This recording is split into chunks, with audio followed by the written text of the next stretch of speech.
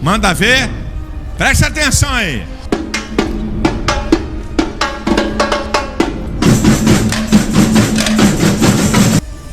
Eu tô desconfiado que para muito crente, eles nunca leram 1 Coríntios capítulo 9. É o quê? Quando Paulo diz, olha, fiz-me de fraco para ganhar os fracos. Fiz-me de tudo para com todos a fim de salvar alguns.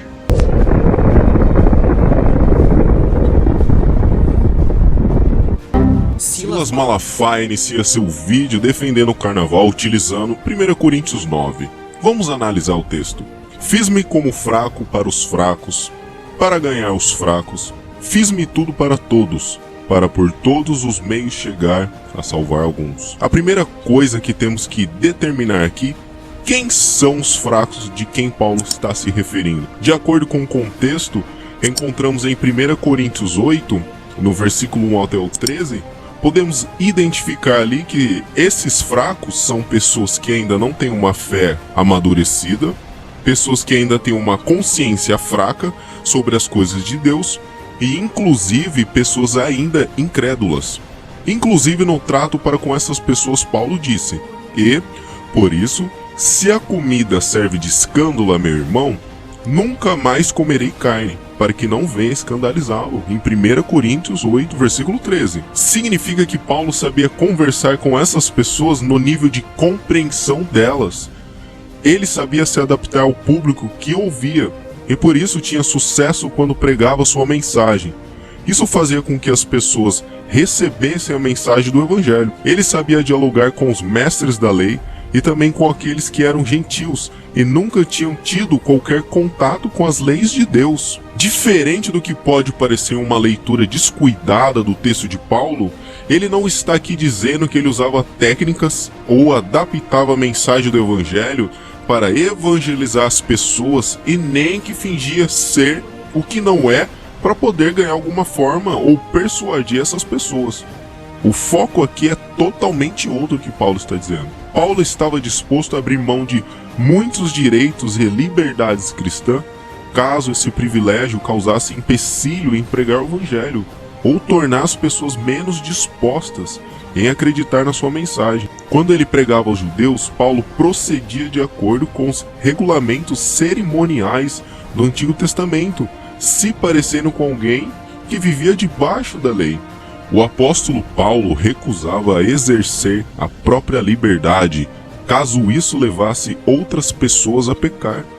Devido a essa interpretação errônea de líderes como Malafaia, muitos têm a ideia, através desse texto, de que precisamos usar técnicas mundanas para tornar a igreja mais atrativa para quem está do lado de fora. Dr. Martyn Lloyd-Jones, em seu livro Sermão do Monte, ele relata que na Segunda Guerra Mundial, padres católicos se misturavam com pessoas e soldados para fumar e beber, a fim de encorajar elas ou ganhar elas para Cristo. Nas palavras dele, a glória do Evangelho, bem pelo contrário, consiste em que quando a igreja é absolutamente diferente do mundo, inevitavelmente ela atrai as pessoas.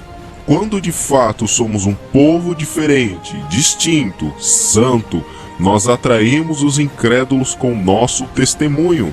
Se você usa meios carnais para atrair pessoas para a igreja, você irá atrair pessoas carnais. E terá que continuar usando meios carnais maiores ainda para mantê-los dentro da igreja. Você sabe qual é o problema? Olha, se tinha uma classe, ou melhor, se tem, né? Tinha, mas na época de Jesus não suportava, era religioso. Ô raça hipócrita e farisaica é essa? E lamento dizer que essa raça não foi extinta, ainda está no meio da igreja evangélica. Criticam tudo, falam de tudo e não fazem porcaria nenhuma. Malafaia, aos 4 minutos em seu vídeo, repudia o ato dos cristãos criticarem seu movimento, se escondendo no famoso "não julgue", chamando aqueles que o criticam de religiosos, fariseus, hipócritas. Mas deixa-me falar, quem é você, Malafaia, que não está sujeito a críticas? Sendo que Paulo e Silas em Bereia eram examinados pelos bereanos? Vejamos o texto. E logo, durante a noite, os irmãos enviaram Paulo e Silas para Bereia. Ali, chegados, dirigiram-se à sinagoga dos judeus. Ora, esses de Bereia eram mais nobres que os de Tessalônica, pois receberam a palavra com toda avidez, examinando as escrituras todos os dias para ver se as coisas eram de fato assim. A palavra examinando, utilizada em grego pelo evangelista Lucas, anacrino, tem esse significado amplo na língua original: examinar, investigar, verificar, analisar cuidadosamente, questionar, especificamente num sentido forense, no qual um juiz conduz uma investigação. Os bereanos não estavam examinando apenas a sua pregação, Malafaia, mas sim de um apóstolo de Cristo que era Paulo. Ou seja, quem é você para não estar sujeito ao exame bíblico? Quem é você que não pode estar sujeito a questionamentos em relação às suas pregações? Todo cristão que examina, testa, verifica cuidadosamente segundo as escrituras, não são chamados de religiosos, mas sim bíblicos. Esse evangelho que só presta para você estar dentro da igreja, mas que você não faz aquilo que Jesus falou, que nós possamos brilhar diante dos homens e, como Paulo diz, no meio dos homens. Aos 5 minutos e 46 segundos de vídeo, ele menciona que a luz brilha nas trevas, fazendo uma referência que somos a luz do mundo. Aí eu pergunto, aonde está brilhando a sua luz, Malafaia? Seu nome está na boca dos incrédulos como alguém que é ladrão de púlpito, lobo, uma pessoa com um discurso incoerente, que antes, quando tinha bigode, pregava contra a prosperidade e depois começou a falar que se a pessoa tem dificuldade financeira, tem algo errado com a fé dela. Você fala sobre luz, mas vive em trevas. E eu considero você como um guia cego, conduzindo outros cegos, e juntos vocês estão todos indo para o inferno. A igreja é um quartel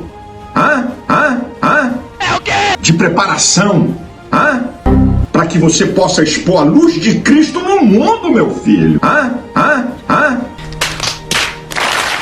Aos 9 minutos de vídeo, ele menciona que a igreja é um quartel de preparação. Me diga, Malafaia, que preparação sua igreja está dando para seus membros? Teologia da prosperidade? Trazer o mundo dentro da igreja? Deus estabeleceu apenas um método para pregarmos o evangelho, e esse se encontra nas escrituras. Vejamos o texto. Em 1 Coríntios capítulo 1, em versículo 17, o apóstolo Paulo, escrevendo para a igreja de Corinto, ele menciona: porque não me enviou Cristo para batizar, mas para pregar o evangelho, não com sabedoria de palavra, para que se não anule a cruz de Cristo. Paulo demonstra que o evangelho que ele pregava não tinha sabedoria humana, pois se nós depositamos nossa confiança na sabedoria humana, métodos que Deus não estabeleceu, a cruz de Cristo se torna vã. A palavra grego keno é tornar vazio, privar de força a mensagem do evangelho, e ela se torna inútil, sem efeito nenhum. Paulo, na carta aos Coríntios, inúmeras vezes utiliza essa palavra sabedoria do mundo, e nós como cristãos devemos nos atentar ao que o apóstolo quer nos dizer. O único método que Deus estabeleceu para o avanço do seu reino é pregar Cristo e este crucificado. Qualquer metodologia que não se baseie primariamente nas escrituras, que seja anátema. Foi Deus quem designou a loucura da pregação para ser um instrumento que leva a mensagem de salvação do evangelho ao mundo. Isso não quer dizer que a pregação deve ser tola, ilógica ou estranha. No entanto, a Escritura é o padrão para toda a pregação, e não as opiniões contemporâneas de uma cultura decaída e corrupta, morta em seus pecados. Quando estudamos o livro de Atos, observamos que os apóstolos só tinham uma mensagem: pregar Cristo e este crucificado. Assim foi com Pedro, com Paulo, Estevão e todos aqueles que foram arautos do Deus vivo. O evangelho nunca teria saído de Jerusalém, quanto mais ido além do Império Romano, um dos maiores impérios do mundo, expandido para todas as nações, a menos que Deus se comprometesse a trabalhar por meio dele. A mensagem teria morrido em sua concepção, se dependesse das habilidades organizacionais, eloquência, poderes apologéticos dos seus pregadores. Somente a pregação do Evangelho centrada nas Escrituras tem o poder de tirar os homens das trevas e cegueira espiritual, de transformar nossos corações e sermos novas criaturas em Cristo. É encorajador saber que a simples e fiel proclamação do Evangelho assegurará seu contínuo avanço no mundo, e também é um alerta para nós, a fim de que não sejamos enganados que podemos fazer avançar o Evangelho por meio do nosso brilhantismo, eloquência ou estratégias mundanas. Que sigamos o exemplo do apóstolo Paulo, que foi um dos maiores proclamadores do Evangelho, e ele mesmo nos advertiu que a única mensagem que tem poder para salvar é Cristo e este crucificado.